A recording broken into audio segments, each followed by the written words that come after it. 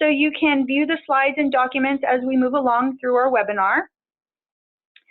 The Center for Healthy Communities, which is abbreviated CHC, is housed at the CSU Chico campus, and we are here in the room today to bring all of the California higher ed systems together as a means to support our high-need college students, specifically to help them apply for CalFresh and put money in their pockets for nutritious food.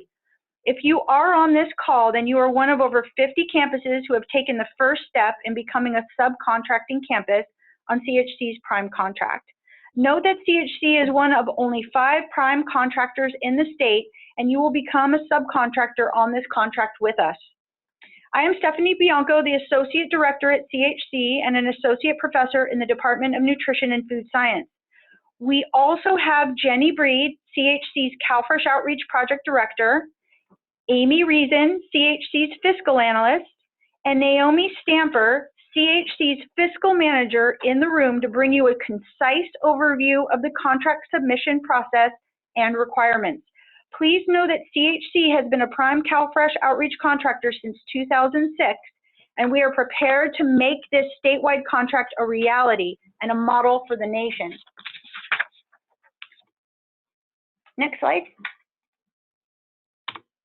Before we begin, we would like to welcome Colleen Ganley from the California Community College Chancellor's Office and Denise Beverly from the CSU's Chancellor's Office, and thank them for supporting this work across the state. So we saw that Colleen is on the call, and we were just wondering if you'd like to say a few words, Colleen. I will unmute your line in just a moment.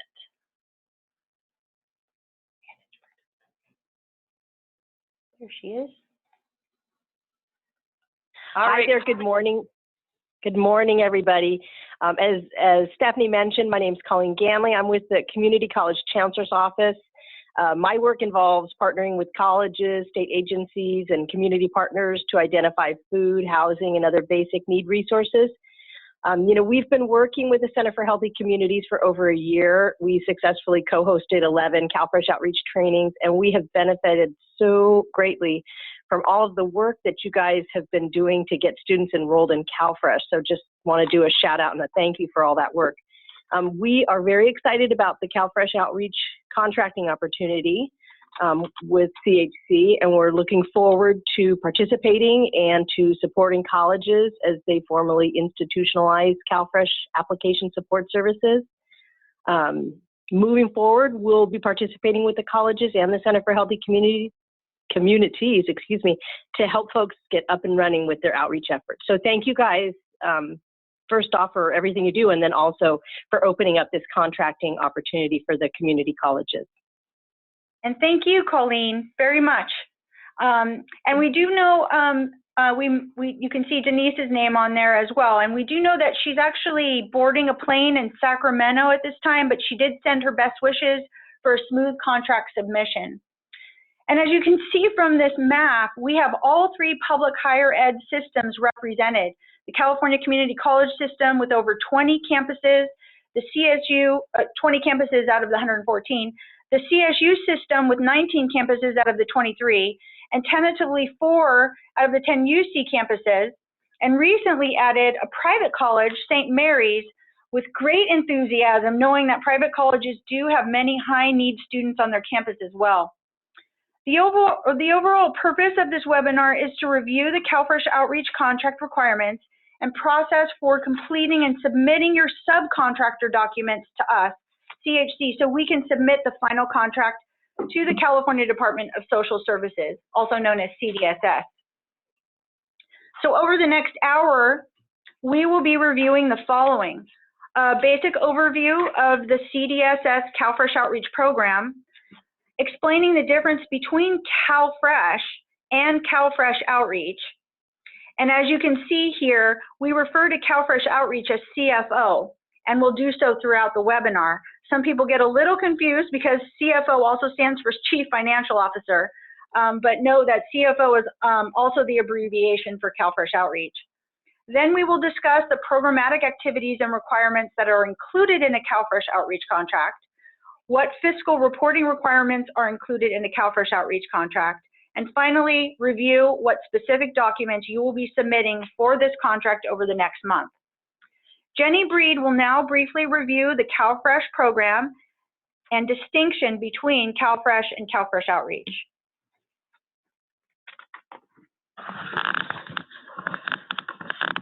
Good morning, everyone. This is Jenny Breed, and I just want to make sure that you guys have a basic understanding of the CalFresh benefit. You may know this program as food stamps. This was what it was called about 10 years ago. The federal government changed it to Supplemental Nutrition Assistance Program, SNAP, and California changed the name to CalFresh. So if you see CalFresh, SNAP, food stamps, EBT, all of those are referring to the same CalFresh benefit in California, and that is funded through the Farm Bill, which is through USDA FNS, and comes to the California Department of Social Services. So just to kind of give you some background, you may hear some conversations about the Farm Bill currently going on, and it is important to just be aware of the conversations that are happening around that bill. CalFresh is definitely meant to provide eligible households additional resources to buy food at any store that accepts EBT. And a lot of grocery stores accept them, farmers markets, and so students could be using their CalFresh benefits at those, either on campus, and hopefully we can work with you to help those resources come on your campus, or they can be using it around campus. It is a nutrition program. If you look at the website for SNAP, it is focused on building nutrition capacity for the students. So not only that, but it will provide jobs and stimulates the economy because it brings a lot of dollars back into our communities. With CalFresh, students can purchase produce, whole grains, lean proteins, and seeds and plants that produce food. And the research has shown that they are using most of their dollars for these particular items. It cannot be used to purchase hot and ready-to-eat foods or alcohol, tobacco, medication, or supplements. So again, it is really a benefit that's focused on accessing healthier foods. And just as a clarification, sometimes people are unsure about this, but EBT cards hold public benefits, not just CalFresh. And so if you look at the visual down below, federal CalFresh dollars on a student's EBT card, those actually equate to a basket of groceries. And I know that I feel great joy when a student comes in and says, I went grocery shopping. Okay, so what does CalFresh Outreach do? So what we do is we actually work with the target population to get them enrolled in CalFresh. So we partner with the state, we partner with the county local social service offices, and with those two entities, we really help interpret and problem solve regarding the regulations just to make sure there's consistency for you all, for the county, for the students. We also help promote correct, unbiased information about the CalFresh benefit. And that's really important because sometimes there is a stigma on campuses, and so we work really hard with you to develop messaging that resonates with students. Our CFO team also on your campus will provide some service or strategies to network with the organizations that are also working with some of the target audience. We can also provide bilingual support and create resources, and we will provide all those, well, most of the resources, and then we also translate them, and then we distribute them to all you all, so you can make those personalized for your campus.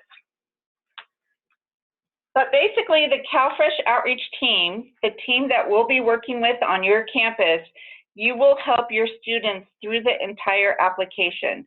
So that means that you'll be promoting it, you'll be pre-screening them, you'll be walking them through the application, helping them with the application, and then you'll also help them through the 30-day application process. So we call the 3 hurdles is often what students come up against. So they have challenges with completing the application, so we help them with that. they have challenges with completing the required interview, even though it can be over the phone. We help them with that. We help them get their verifications in, which are unique to each student, so it can be a little confusing. And again, the visual below shows that all of these CalFresh outreach activities translate to these federal dollars coming to our students for, again, that basket of groceries. So CalFresh outreach is just the support to get those federal dollars to our students so they can go grocery shopping. And just a couple of pictures of outreach in action. We do tabling, we're at the farmers markets, and we also go to Sacramento to learn sort of about the legislation and bills that are in the system.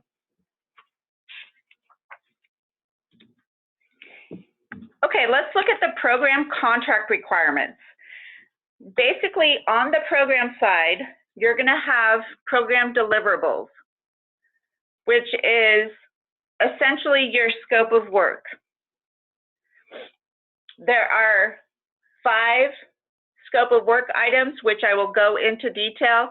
Really, mostly you'll be working with 2 of them.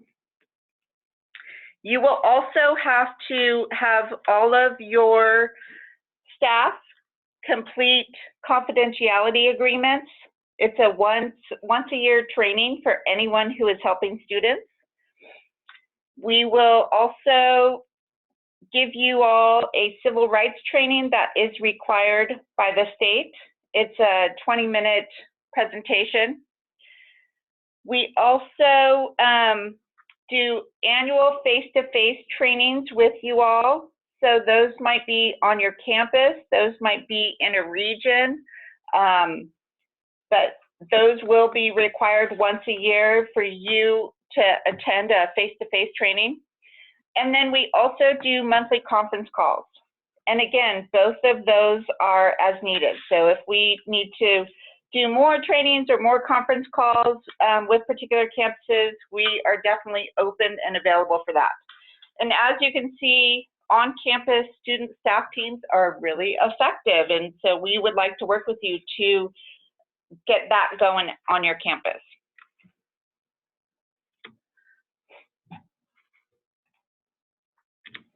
Okay, so our scope of work number 1, this is submitted applications. So a lot of your activities, especially your first year or the beginning of a semester, will be focused on submitted applications. So this includes all of the bullet points below.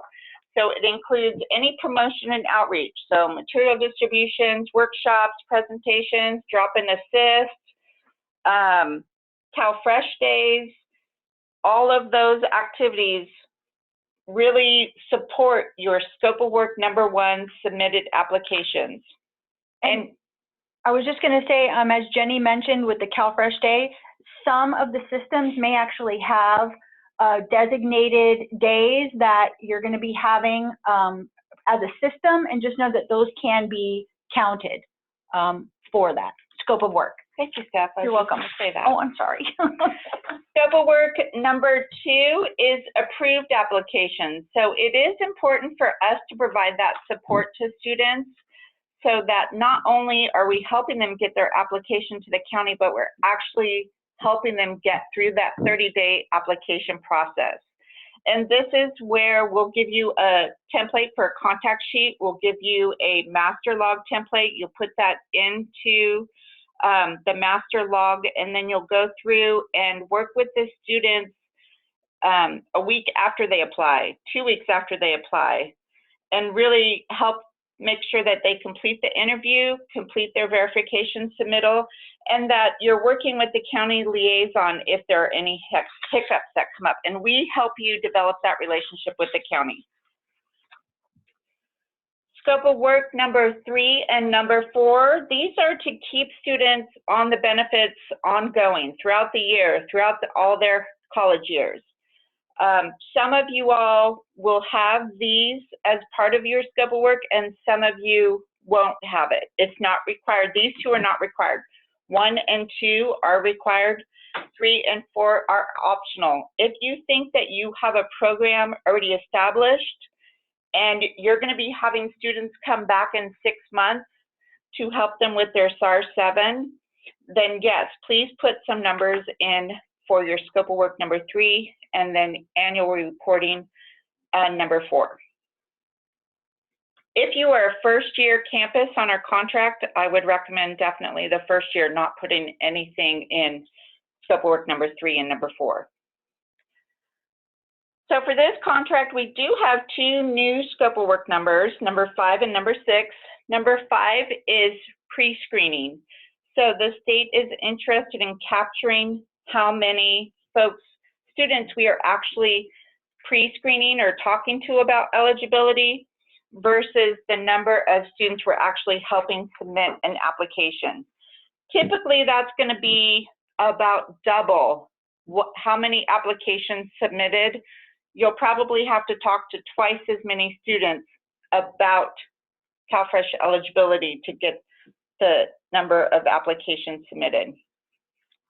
Number 6 is partnership collaboration. So these are meetings or trainings with your county social services, your food banks, your WIC representatives, or other programs, departments on your campus that are outside of your sort of food security realm.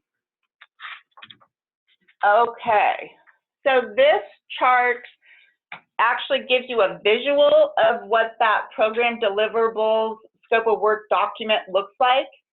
You can see the first 2 lines, 1A, 1B, are all about applications submitted.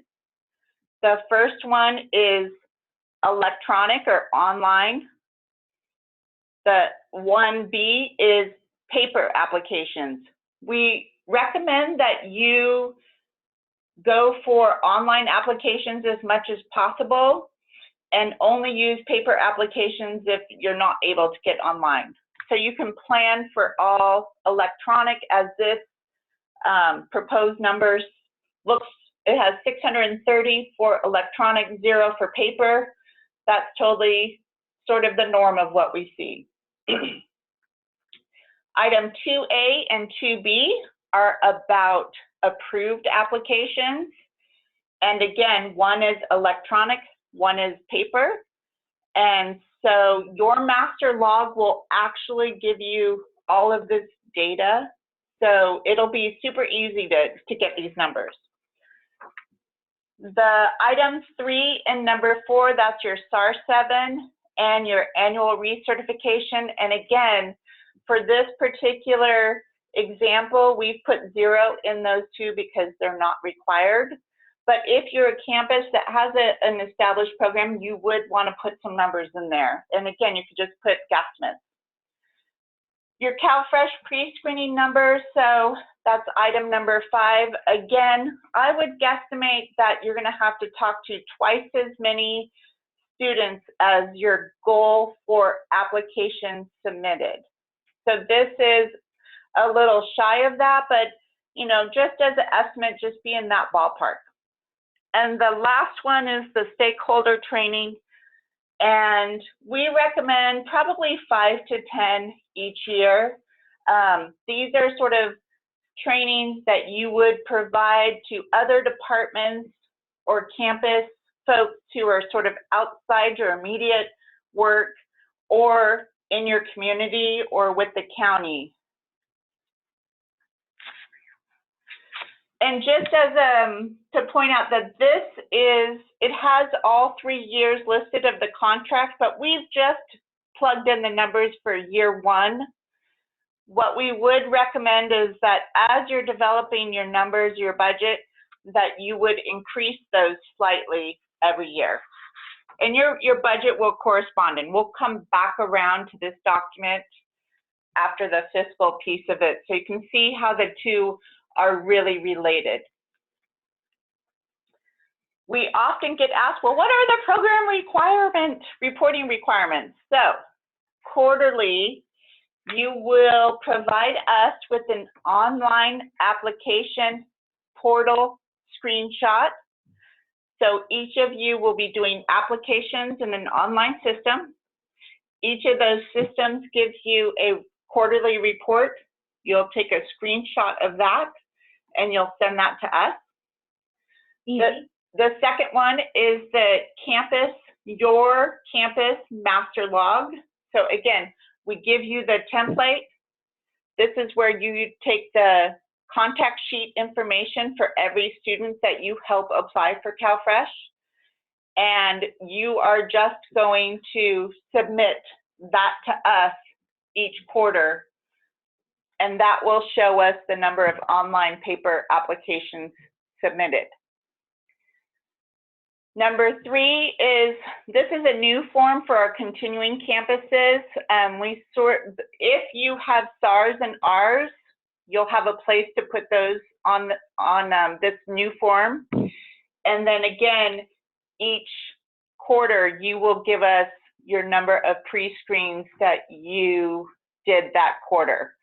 And it doesn't have to be like exactly the number. I would say a ballpark number, like just keep a running total of, okay, we did a CalFresh day, we talked to about 100 students, and we signed up about 50 students.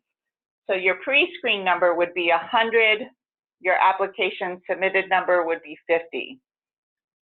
Okay, and then partner activities, again, there'll be a place on this new form for you to document partner activities that you did. Mid-year and annually, we have a brief narrative report where we'd like to hear from you, like what are you feeling is you're most excited about and feeling really successful with, and what are your county successes or hiccups. Those kinds of things really help us develop the program further. Okay, so all of this that we've been talking about, your program activities, has to fall under allowable activities, which is in the USDA guidance. And I'm going to hand it over to Amy to give you a little bit more information about this. All right, terrific. Well, good morning, everyone.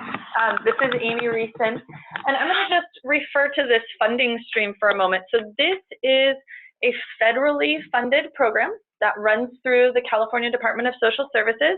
There is published USDA guidance, so that's the federal guidance, to which we hyperlink on this PowerPoint slide. We will absolutely send you that live link after the webinar along with multiple other documents, so that you'll be able to see this full allowability table. I just wanted to note here that there is more guidance than what we've shown.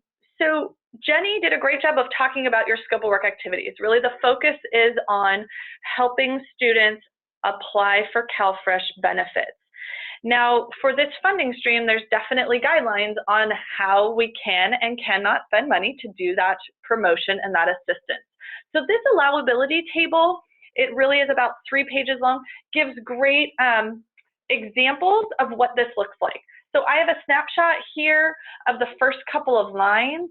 So eligibility pre-screening, Jenny just spoke about that.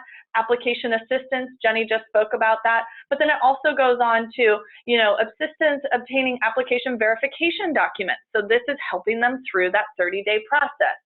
Information dissemination in locations where low-income people gather.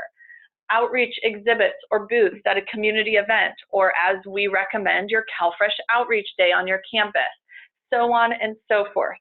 So I want to point out there are a few allowability unallowables that can be a bit questionable for folks. So one thing that is specifically listed later in this table that is unallowable is paid radio, television, and billboard advertisements. Those are specifically not allowable for these funds. However, promotion is allowable for these funds. I recognize that this can get in a bit of a gray area, but how we interpret this in the state of California is any paid media is not allowable. However, if you are promoting on your campus where students can go to get application assistance, that is allowable. Also worth noting, no food or swag. So swag stands for stuff we all get. You've all seen it when you go to a health fair or some kind of promotional event and you walk away with pencils or food or, you know, fun gadgets. Swag is intended usually to incentivize people to do something. So for CalFresh Outreach specifically, no food or swag intended to incentivize applications submitted.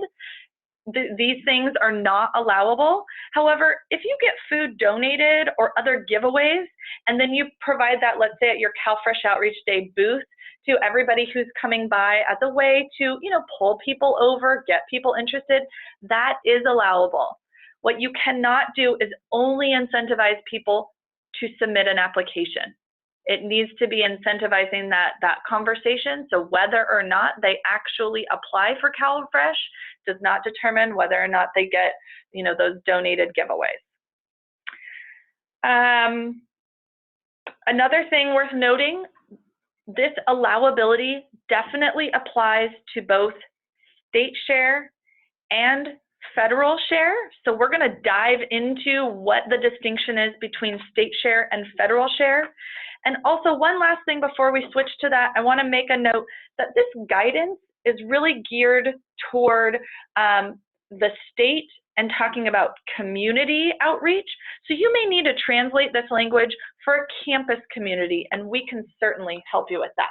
Before we move on, can we get to that question that is in the chat box? Terrific. We have a question. Could we do an event with free food and swag for all, but don't have to apply to get the free stuff? Yes, absolutely. Thank you for giving that example. That's absolutely allowable. You just can't use your budget, your CFO budget dollars to buy the food or the swag. Right. I hope that clarifies. But you can certainly, if you have other funding or wraparound resources, do that. Yes, absolutely.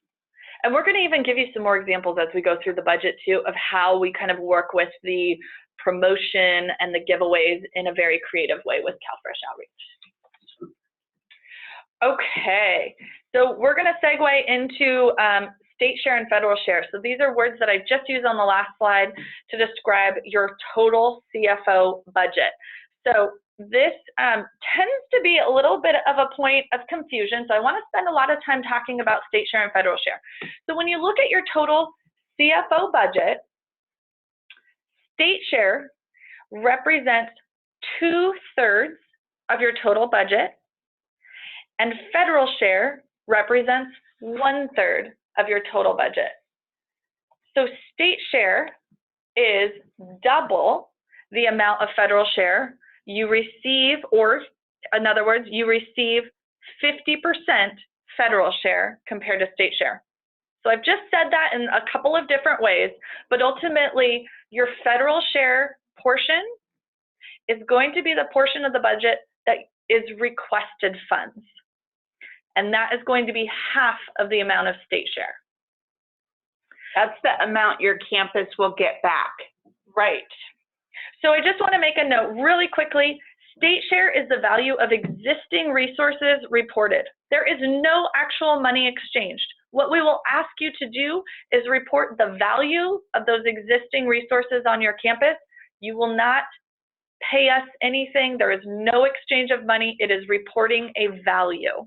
In fact, Amy, the state considers your CalFresh Outreach budget a component of what you are already contributing to this effort.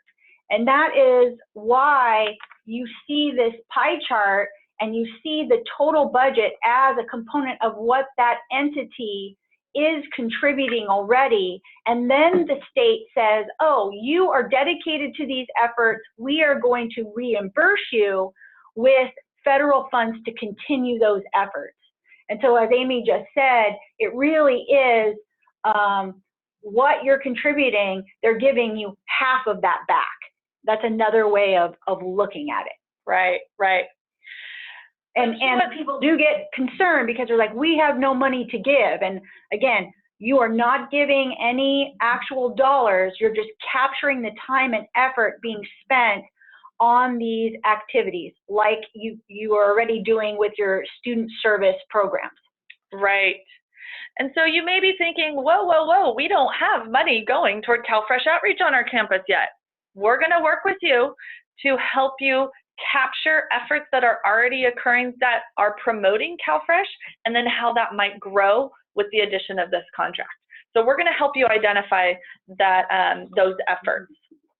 Also worth noting on this slide really quickly, at the bottom we say there is no maximum budget amount. This is true.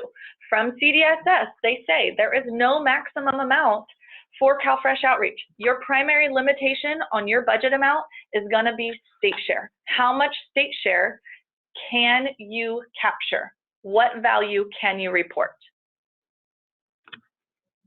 Okay, so I'm going to really quickly touch on fiscal requirements. So federal share, again, is up to 50% or half of the amount of your state share. It's also really excellent that you're going to be able to capture your full on-campus federally negotiated indirect rate. There is a detailed cost reimbursed budget for this contract. So if you're familiar with contracting, it's a typical 9-line item budget. They do ask for some details throughout, but it is a very typical grant and contract type overall structure. There, again, just stating one more time, there's no maximum budget amount. So let's really take a moment and dive into what is state share. Stephanie. Oh, my favorite topic. Okay, so we're looking here at, we're going to go through this concept of state share and federal share and the total budget and the actual impact it's going to have on your campus and the impact it's going to have on our students and our local economy. So state share is the foundation for building your CFO budget, as Amy mentioned. This image should help explain. It's based on the 2016-2018 two-year budget with the 11 campuses that we currently have. So looking at the top here,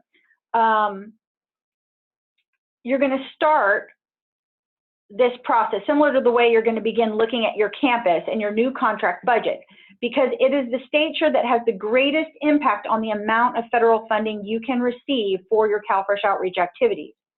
So recall from the previous pie chart slide where the red was the state share and the green was the federal share or reimbursement back to your campus.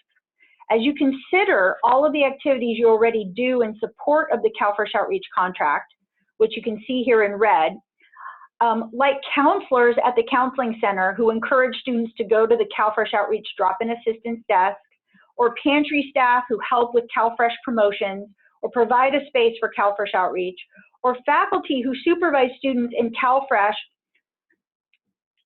outreach internships or field work placements, this represents the portion of money for CalFresh outreach. You will capture, and you're going to capture that effort as time with a dollar value, such as salary and fringe benefits.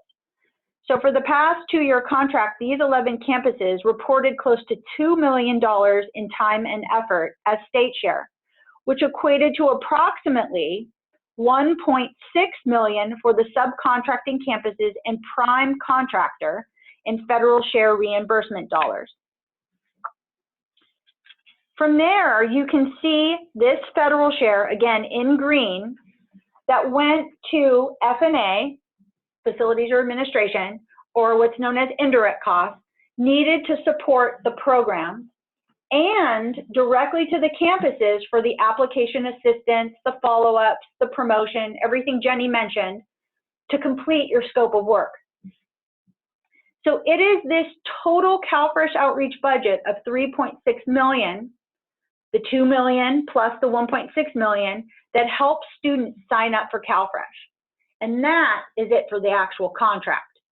However, once students are enrolled in the federally funded CalFresh program, then they receive money on their EBT card, which, as we've learned, approximately $150 per month for 12 months goes into their pockets. And that equates to close to $40 million for food. And that's what's in purple. These separate CalFresh program funds should not be confused with the CalFresh outreach contract. And we say that multiple times because that is a little confusing for people who are new. And then you can see, right, you see this $71.3 million impact, and that comes from the USDA's economic multiplier. They determined that for every dollar in CalFresh that goes into someone's pocket, it generates $1.80 in economic activity, which essentially means there's increased revenue, profit, jobs, and as we promote it in our local regions, it's really stimulating our local economy. Okay, and that is really how this program was intended. Now Naomi is going to dive into some examples, specifically example sources of state share on campuses and how we're going to arrive at a value. So before we jump into those examples, we're going to pause and take an opportunity for some questions. Because we have such a large group on the webinar, I'm going to leave the lines muted for now. So if you don't mind utilizing your group chat box to pose these questions, feel free.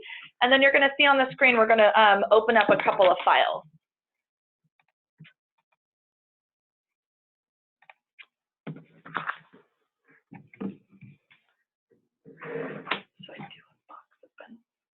Okay, the chat box is a little bit quiet right now. I think folks are thinking of those great questions.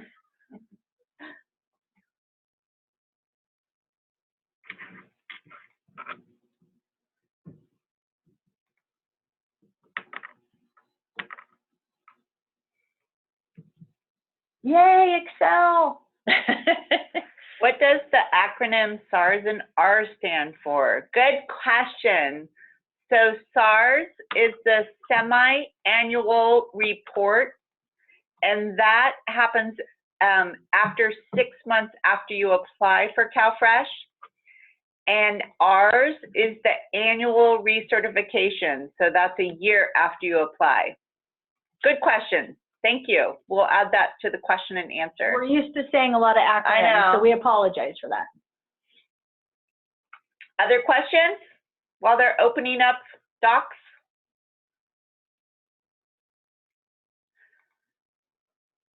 Yes, will CHC be providing one-on-one technical assistance to colleges to develop budgets? So at the end of this presentation, we'll talk about next steps, and one of those is you'll have a conference call next week from your CHC point person who will have the conversation with you about developing your program, which will relate to developing your budget. So yes, that support will happen, and ongoing technical assistance related to the budget. For the master log, can we change some of the fields? It depends, because we like to have consistency across all campuses so we can roll it up easily into one support. So Penny, let's talk about that on the side. Oh, and the contact sheet, same question it looks like. Same thing with the contact sheet, but Penny, we can talk about what you're looking for. And then Joanna asked, I saw student internship program on the last slide. Are you recommending we hire students to staff the program over temporary staff? I think it really depends, Anna. So if you have a student internship program, I would encourage you to have like a lead student staff or a student coordinator or a program manager that is overseeing the interns. Some campuses are using, for example, work study students as their team. It kind of depends on what's going on with your campuses, where you have resources and how you want to set up the program and what level of program you already have. I hope that helps, but we can talk more about that in your one-on-one call next week. One thing that might be worth mentioning, though, the value of having students working with fellow students, as we have seen that's helped with some of that cultural shift and reducing that stigma. They're more likely to open up with their peers and be willing to go through that application process with fellow students. So I just wanted to make that mention that can be an advantage, of course, of having your staff, having students on the staff. In addition, that we do have the ability to, with a program, to develop, to use that time and effort as state share, which can then come back to your campus to even support your staff, your current staff, even more in terms of supervision and other CalFresh outreach activities. Yeah, it's really absolutely. a win-win, and we have a very extensive program, and we'll be providing you with a lot of information on how to develop one if you don't have it. Gosh, we're getting some really great questions. Yes. Peggy, you're asking, will Chico be providing an electronic tracking tool for tracking, or do we develop our own tracking? We will provide you with the master log, and that is amazing. It will track your students and your number of applications and much, much more. Oh, hello, Marcia. We see you're asking, can we have a copy of all these documents to work with or to work from as example? Yes, absolutely. After this webinar, we will be sharing all templates and examples, links, the PowerPoint slide, and even a recording of the webinar, and I'm sure much, much more. So there's going to be a lot of support that we will absolutely provide after this webinar.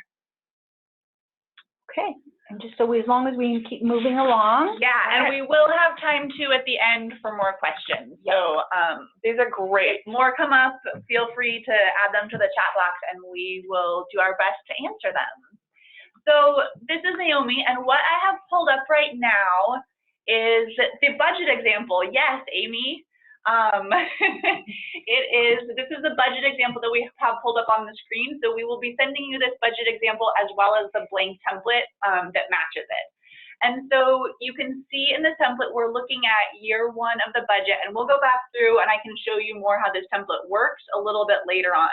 But what we wanted to point out to you was the personnel section up here and these example positions that we have listed, and then how some of this is split out. So you'll see that there's 4 positions listed in this budget example.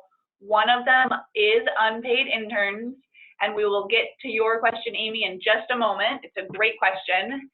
And then the other thing to point out is that each of these positions is split out between the state share amount that we're capturing and that person is contributing to this project in their efforts, as well as the federal share column that has the amount that these positions are getting paid from this contract. So that is the money that's going to be coming back to your campus.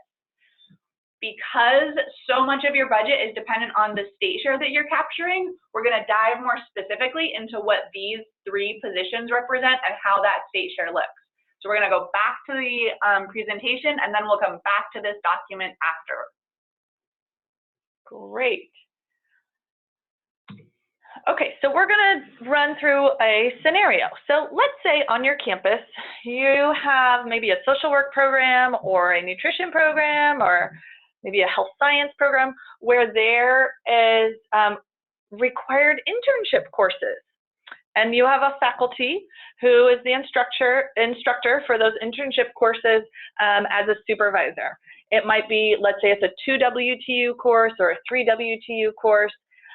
What you can capture as state share, and we have in this example, is a portion of that faculty supervisor time. So in the example in the sample budget, it's showing, let's say they make a little over $90,000 annual salary, or capturing 0.2 of their FTE, or that equates to 3 WTUs or 8 hours per week, plus their fringe benefit rate, and we get a total value there between wages and fringe of $28,560. So this is an example source of state share where you can show that value of the faculty member who's supervising interns who are placed with the CalFresh outreach program doing the application assistance. Usually, it's nice to represent faculty because the internship is associated with a formal like fieldwork or internship or externship class that generates units and credit, no credit grade. But this could also be a staff member on your campus who's supervising interns. So again, this is just one example of how you could capture that value of state share, but this may look different on your campus. And I know some of the campuses did not have, they had volunteers. Okay, yeah. But they didn't, and they were using them as their interns, but okay. They didn't have a class associated with that. And so this last year, they worked to developing a class so that those volunteer interns could actually get units for their transcripts. So that's definitely something, if you're interested in, you don't know if you have that on your campus or not sure how to do that, we can help you with that. Absolutely. And there's benefits on both sides to doing that, to integrating those interns and volunteers into the program, as well as solidifying that, or you know, strengthening that contribution. Okay, so we're going to go to the next example that was in the budget. So I don't want to swap back and forth too much, but Naomi, I'm wondering if you can show them this example in the budget, because I want to point out this example line you're going to see was split to have some dollar value in state share and some dollar value in federal share. And if you click on the state share cell, you'll see in the formula here on this one, it's a quarter of their time. So what this represents is a program manager. Let's say this is the point person on the campus who is really orchestrating this CalFresh outreach program. There may be an existing staff member on your campus. Let's say, for example, they work with your food pantry on your campus, or maybe they work in the health center, and they're orchestrating other programs. So what we have in this scenario is that they are working at a 0.25 on CalFresh outreach, but a quarter of that is state share. So a quarter of a 0.25 position is a 0.0625, or 2.5 hours a week.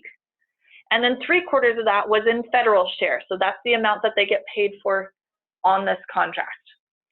So the state share, so positions can be split, where some of their time on CalFresh outreach is a part of their existing already state-funded position, and some of it gets paid for through the CalFresh outreach federal share.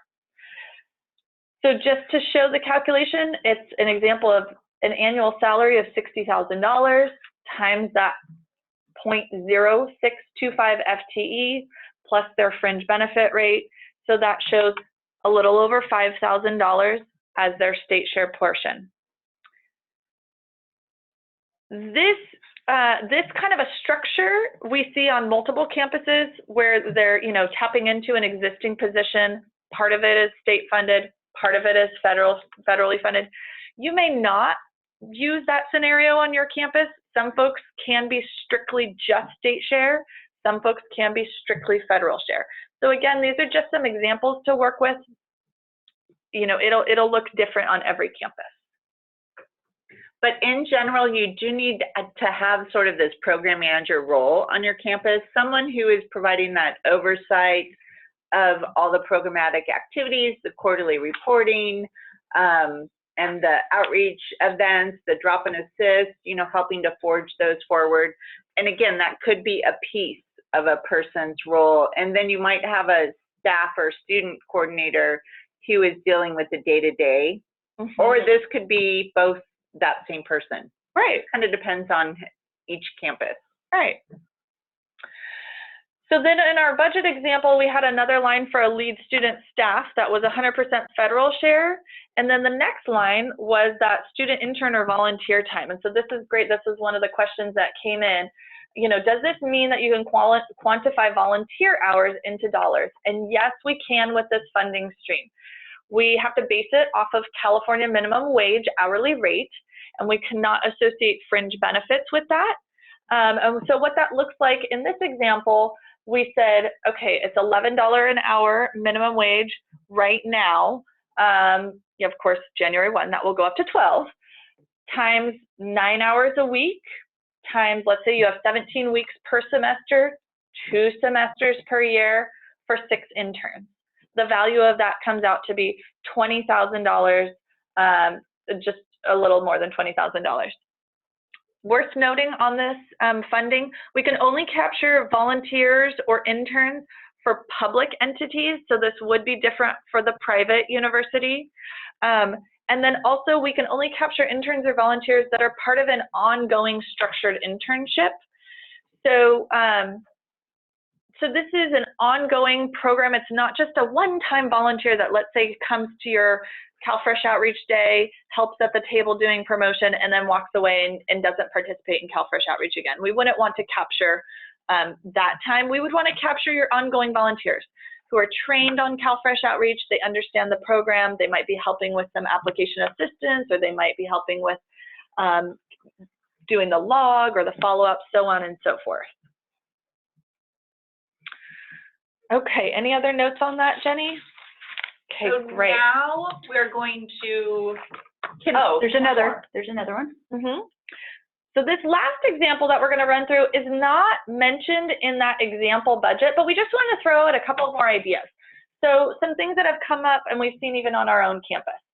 You have staff in the financial aid office, the career and internship center, the EOP office, the health center, let's say your counseling and wellness center, your foster youth program, so on and so forth, that might be referring students to come to your drop-in assist days, or who are promoting CalFresh, students who have need other support for other basic needs, and they're also bringing up CalFresh as one of those benefit programs to help them. You can capitalize on that time and capture that. So for example, let's say, you know, an average hourly rate might be $30 an hour plus fringe benefit costs for 2 hours a week times 4 weeks a month for 10 months, most of this academic year. Let's say you have 10 staff, you're capturing that for times 10 people. That would come out to over $36,000 of state share just for that promotion and talking about CalFresh as one of those benefits to help support students' basic needs. So there are certainly, I'm sure, other ideas for capturing state share, but we just want to keep in mind, anytime someone is talking about CalFresh, talking about it at meetings, at a training, they're reading about CalFresh, they're integrating it into other activities, that is capturable state share. and just to mention, so when you look at that bullet at the bottom, tasks include referring students, completing pre-screens, attending trainings, facilitating presentations. What I would do is I would just do a brainstorm. Who on your campus might be these people? And let's say you come up with, I don't know, 20 people. And then really looking at where you're going to get the biggest bang for your buck. So you do not want to capture time and effort for someone who is, you know, doing those activities, but only, you know, once a month or once a quarter, or you want to pick people who are really contributing it on a regular basis. Yeah, yeah. That'll give you the largest value of state share. Yeah. Okay, so now we're going to go back to Naomi and circle back around to that budget example again to go in a little more detail. And so this, what's up on the screen right now is just some of the things we're going to talk about while we're looking at the budget. And so you can re-reference this when you have the budget in hand if you have any questions about where you're supposed to be entering information. So if you go to our example template, you'll notice down at the bottom there's 4 different worksheets. So the first worksheet is the budget summary, and we will go to that in a moment. And then there's the 3 separate worksheets for each of the different years. So there's the 2019 budget, the FFY 2020 budget, and then the FFY 2021 budget. Those are the 3 worksheets where you will want to enter all of the information about your budget, and then all of that will auto-populate for you into the budget summary. Naomi, this might be a really good time to just mention the time frame, because we've said the 2018 to 2021 contract. Yes. And we're looking at FFY 2019, FFY 2020, and FFY 2021. So just the time frame for this contract, it's October 1 of 2018 starts FFY 2019. That's year 1. So October 1st, 2018, and then it would go through September 30th, 2021. So again, they're the federal fiscal years. Yeah, that's important because many of the people on the call are used to the state fiscal year. Mm-hmm. So you'll notice that the first category here up at the top is personnel salaries. And so we looked at this already. And so we saw that there were those 4 example positions we had listed here. You'll want to enter in their annual salaries, their FTEs. These 2 columns, the state share and the federal share, those are the splits. And so this goes back to that pie chart that we were looking at earlier. So overall on your budget, your state share will be 2/3 of that pie and your federal share will be 1/3 of that pie. Line by line though, so if you look at this person compared to this person, you can split each of those lines however you want between state share and federal share. And even category by category, you can split things however you want. Overall, when you're looking at your budget, that's when you're looking at that pie with the 1/3 and the 2/3. So in each of these, you will have to enter formulas into these columns separately depending on how you want that split on your campus. We can help you with that though. So if you aren't sure how you need to enter this information, we can support you in doing that. You'll also notice that off to the side here, there's an example of how you can calculate out fringe benefits, because as you scroll down to the next category, you'll notice that this budget template is set up so that there's one overall fringe benefit rate for federal share and one overall rate for state share. Most likely though, those individuals listed in the top portion of your budget are going to have different fringe benefit rates. So off to the side at the top, we have it calculating out each of those separately so that you can come up with that total amount for fringe benefits that you'll need to then put down here so that these dollar amounts will fill in. Then the next category is operating expenses. And so once again, you can fill in what you need here and do the same splits between state share and federal share, however you want and however fits best on your campus. One thing I want to point out though on this is that we highly recommend that if you think you're going to need anything like computers or printers or tablets or anything like that, that you put them into your budget to start, because it's a lot easier to take those items out later if you end up not needing them than it is to add them in later. Those are considered theft sensitive items, and so it requires more approval than just us saying it's okay. You'll notice that there's categories for fixed and prorated costs in that category. So then next category is travel. And you'll see once again that we have some examples listed in here. Once again, with the state share and federal share split. We have everything in this example listed in federal share, but it doesn't have to be that way. A couple of things I want to note in this category is that we also are highly recommending that you include travel to the CalFresh forum annually. We are likely going to have a day before or a day after the CDSS forum to all gather together, and so it would be great to have everybody there. Jenny, do you want to talk any more about that while we're on that subject? Yeah, just because we want to really strengthen this California higher education movement. Going to the CalFresh Forum, it's basically an opportunity for us to be a part of the federal and state and local conversations around CalFresh in the state of California, and then for us to host a all-day gathering or half-day gathering for all of us to really sort of connect and reflect on where we're going. So that's the idea there. And again, it's not required, but we strongly recommend that you attend those two things. And the other thing in this category that we also recommend including is just some local mileage for regional travel. So if you're going to be traveling to another training that's somewhere else nearby, to just include some money in your budget for that local mileage. Yeah, or if you even have satellite sites. I know we work with some campuses that have a satellite site that participate. So definitely, yeah, building a little bit for local mileage is great. And also, I just want to let everybody know too that these are going to be draft budgets that get submitted, but then down the line, there's always a chance to do budget revisions. So we can update your budget once we would actually start the contract to help you once you realize that there are other things you need to do, or if you need money, if you need to move money around. So keep that in mind too. That you're not going to be stuck with whatever budget you submit to us. And there's no limit on the amount of budget revision. So, and it's easier to take money away than to give you more money. Right. So, go for pie in the sky. Go for it.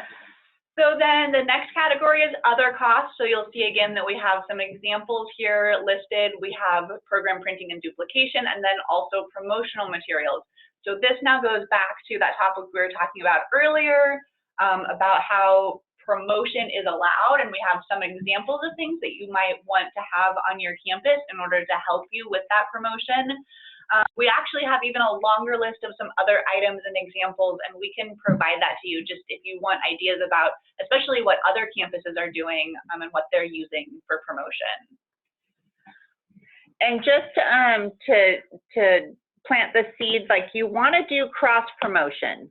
So if you already on your campus have promotional materials for your food pantry or other food assistance resources, add in the CalFresh outreach application assistance that you will be providing, and then part of that can be paid through the CalFresh outreach contract. So again, that cross promotion is really of value to the CalFresh outreach program. Yeah, so like one example is we've had some food pantries, let's say, that were providing bags for students when they came into the pantry to collect their items. And so now they've started printing on those bags the CalFresh logo and saying application assistance available on campus here, and they provide, you know, their phone number or whatnot. That screen printing on the bags is absolutely an allowable cost on CalFresh outreach to do that cross promotion. So then we get down to the end here, and we have the last category, which is indirect. So just we want to reiterate that because these activities are going to be happening on your campus, you are allowed to use your on-campus federally negotiated indirect rate. And so that can get put in here, and then that gives you your total budget for year one. So the example that we have for you, we've only done a year one example, so there's no budget details in the years 2 and 3.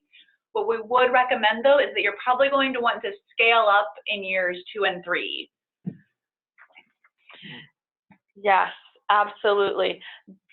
Worth noting, if it's much easier to do budget revisions where you're moving things between lines than it is to do amendments where you actually are requesting to increase or decrease your budget amount.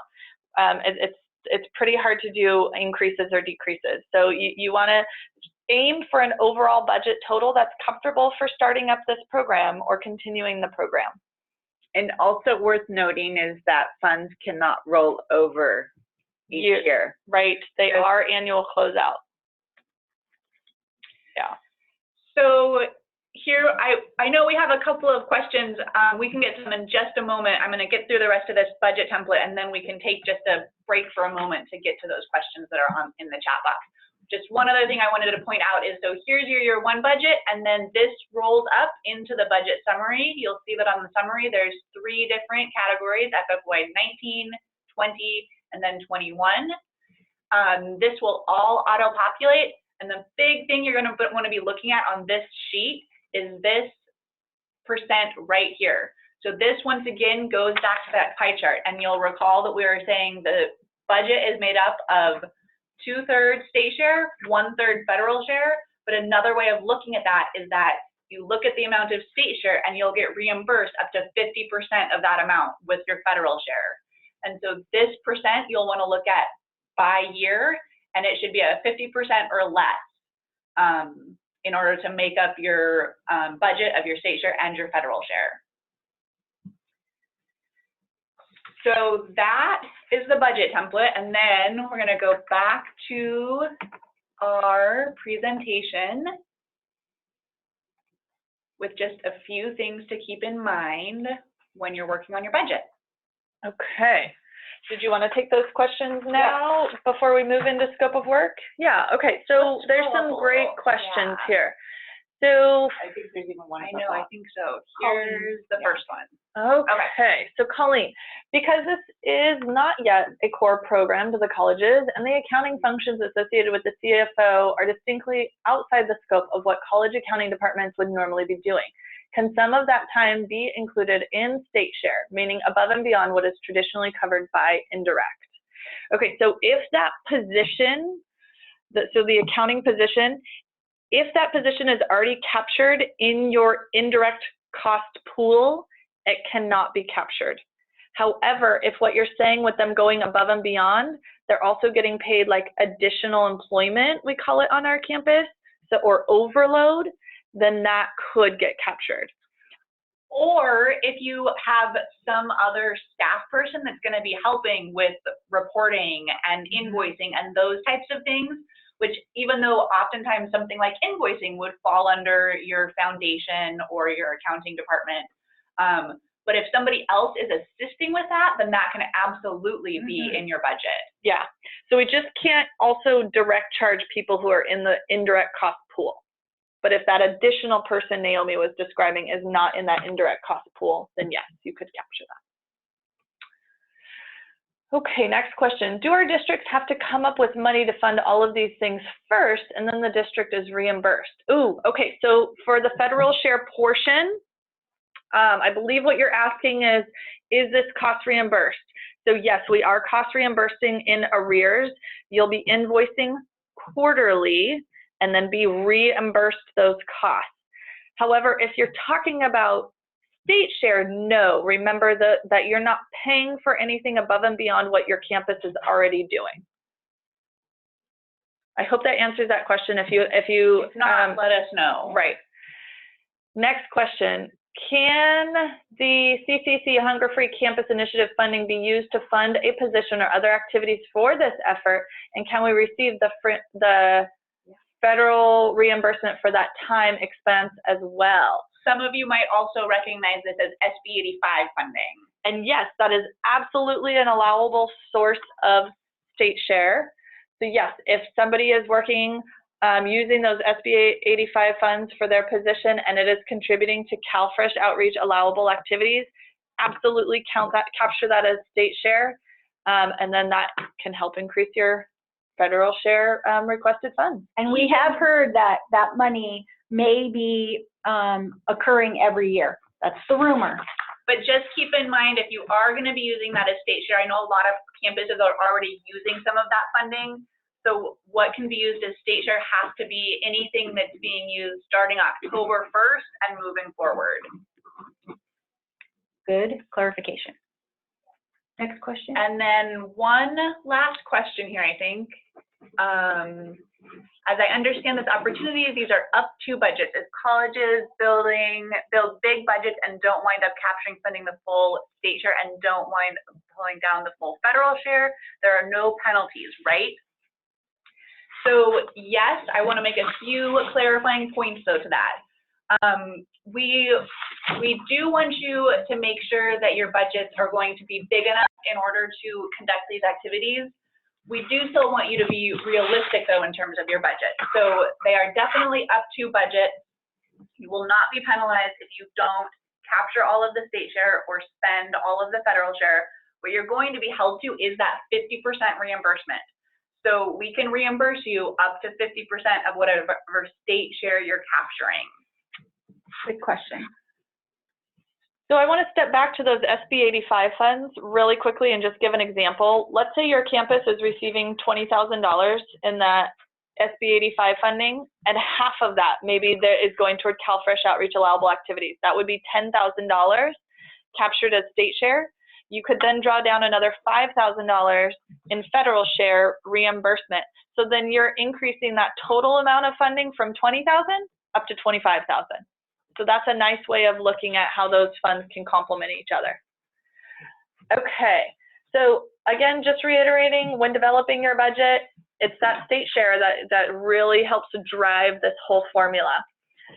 The other thing we want to mention is looping back around to the scope of work or deliverables that Jenny covered and how we want those to align with the size of your budget. So I'm gonna work backward here just a little bit. So this is a ballpark estimate. This is not a requirement, but this is a good way that CDSS looks at our budgets. They say, okay, for your total dollar amount for 1 year, if you were to divide that by $320, this would be an estimated number of applications approved that they would expect to see. Again, it's a ballpark. It doesn't have to be that number exactly. So using the example budget we just showed you, it was a little over $116,000 total budget divided by 320. That gives 365 as the estimated number of approved applications. The statewide average approval rate is 58%. So if 58% of your applications are approved, we would anticipate then about 630 applications would be submitted in order to reach that 365 applications approved. So this is meant to be an example way that you can help look at your scope of work. But again, we want you to build a budget that you need to develop this program. Your scope of work is a goal amount, and there is no penalty language in the contract that if you don't hit that goal, it's okay. We want you to be striving toward that and working through the process. On the next slide, looking at those other items in the scope of work that Jenny covered, again, the SAR 7s and the annual recertifications are not required. So in the example we gave you for year one, we just put zeros. You could put numbers, as Jenny mentioned. For item number 5, the pre-screening, this is an estimate number, but we anticipated it might be about double your application submitted. As Jenny mentioned, for every 2 people you talk with in pre-screen, 1 might be eligible to move forward with that application submission process. Then the stakeholder trainings, this is just an estimate amount. We recommended, it stay low, maybe 5 to 10 per year. All right. Fiscal reporting requirements. So this is quarterly fiscal reporting. Template invoices are provided. We do, along with those invoices, require backup documentation for personnel costs only, and that is in the form of what's called a time and effort form, or what we refer to as TEFs. Time and effort forms, again, have templates. There's 2 different versions. The requirements are that hours are captured. It's, again, number of hours, not a % of someone's time, and the employee and supervisor must sign. Templates will be provided, and then these are reported on a quarterly basis along with your quarterly invoice. Other backup documentation is to be held on site, to be reviewed only during fiscal desk reviews. So again, invoices are quarterly and are accompanied with that personnel backup documentation of time. So next, we're going to just jump into what we need to do moving forward and what we're going to need from you all. So what's listed up on the screen right now are the documents that are required for the submission of this contract. So we require the program deliverables worksheet, a 3-year budget, a contractor information form, an on-campus F&A justification letter, your negotiated indirect cost rate agreement, and then also a FFATA subaward form. So really quickly, I'm just going to show you those forms so that you can see what we're looking at, and then we will give you a little bit more instructions. So here was the example budget, which we already looked at. Then we will also be sharing a blank template with you that's that same template. It just doesn't have any of the example information added into it. Then here is the program deliverables worksheet, which will represent your scope of work. And then we have the contractor information form. So this will just list the people on your campus, and it'll tell you who is everybody that needs to be on this form. Then we have the on-campus F&A justification letter. So this is a sample that you can fill in with your campus, and this is just assuring CDSS that no less than 75% of these activities are occurring on your campus, and this is what allows you to use your on-campus F&A. And then the last form is the FFATA form. We will send you all of these templates today so that you can have them to start working on as soon as possible. And to get started, we highly recommend jumping off with your budget. That's going to, your budget and your scope of work will drive the conversation and drive the development. Okay, we're getting close to the end. So next steps for you all, we'll want to make sure that you connect with your pre-award or contract unit to get going on this. And also at that same time to confirm your on-campus routing timeline. So that is essentially how long your campus needs in order to get all of the approvals in before you're allowed to submit anything to us. Next week, we are starting to do those one-on-one calls with you, and so your CHC point person will connect with you, and they can help you with pretty much whatever you need. So if that means you need help jumping off with your budget, they can do that. If that means you've started your budget and have questions, they can do that. So whatever you need next week. And then in terms of timeline, document submission, we're asking for draft docs by the 1st of May, and then final docs by May 11th. So that is 4 weeks from today, May 11th. Just wanted to point out that those emails should have already gone out last week to connect you with your one-on-one point person. If you have not already done so, please be sure to sign up for your support call as soon as possible.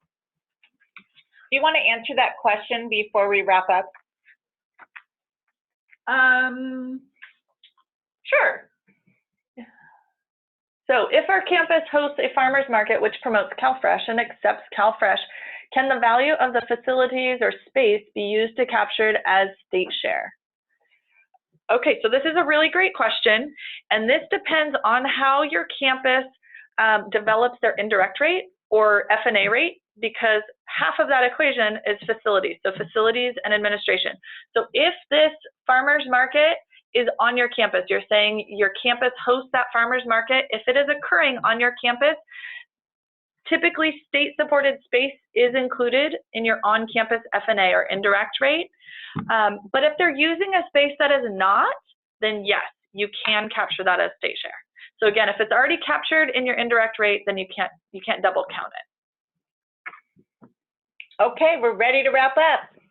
Stephanie. Okay, so we know after all of this that it may seem a bit overwhelming, but please note that the CHC is here and we're led by many highly competent, experienced, and really very patient staff, we promise. And as you complete your documents and become a subcontractor, we as the prime will be there with training and technical assistance.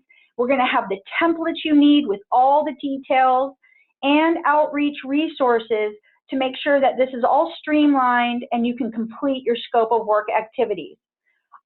We really have been working behind the scenes for over 6 months in preparation for this new contract, and we are ready to support all of you. Please note that when I say support, I don't mean just in a group setting like we are here today, but actually a one-on-one basis with a CHC point person. And I know Jenny and Naomi mentioned that a few times, but regardless of the number of contracts you've had in the past or your experience with Excel, if you're scared of Excel, it's okay. Or even if you don't even really understand social services, we're gonna help you each step of the way, and we're gonna provide you with answers. We're gonna have question and answers online. We're going to be available by email or even over the phone. We have a lot of campus partners already who can attest to this, so please be reassured that we're going to be here for you. So here you can see from the slide, every campus has a trained CHC point person, and that person, if they haven't already contacted you, will email you after this webinar. If you do not hear from anyone, maybe you have a different person that's on this call than was originally planned, just email chcproposals@csuchico.edu and we'll get back to you as soon as possible. Okay, so we thank you so much for all being on this call, and we just want to pose, some questions. We have a little bit of time left, and please use the chat function at the bottom. And if you want to talk, just let us know and we'll unmute you. And really quickly before we get to your questions, I just wanted to mention something to our current contractors.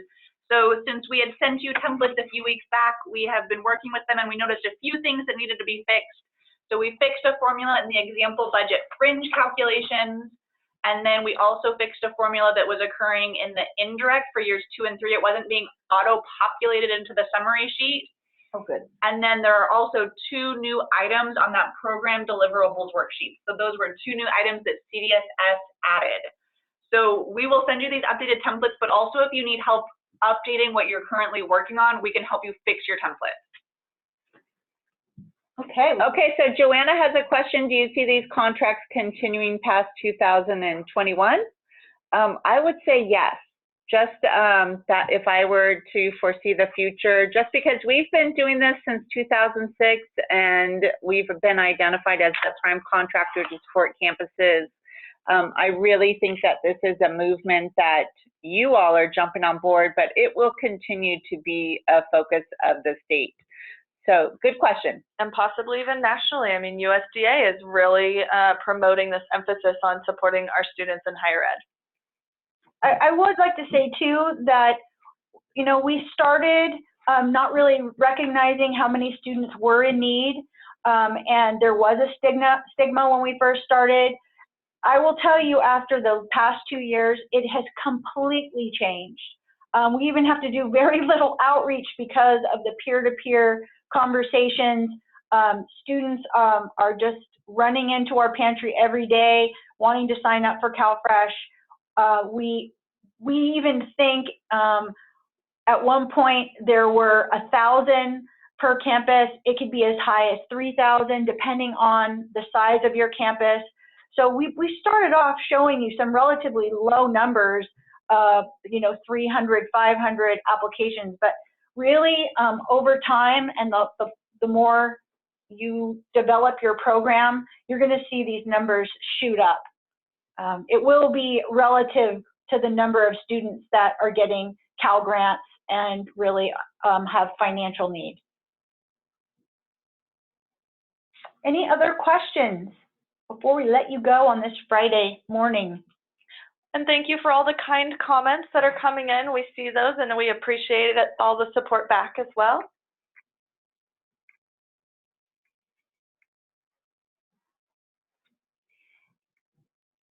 Okay. Okay, Steph, I think we're ready to say goodbye. We are? Okay. Yeah. We're so very enthusiastic about this movement and genuinely are very excited to have you on board. So thank you very much. Please reach out if you have any questions. We're here to walk you through anything that you're not sure about. Happy Friday. Happy Friday. Woohoo! Thanks everyone for joining Bye. us.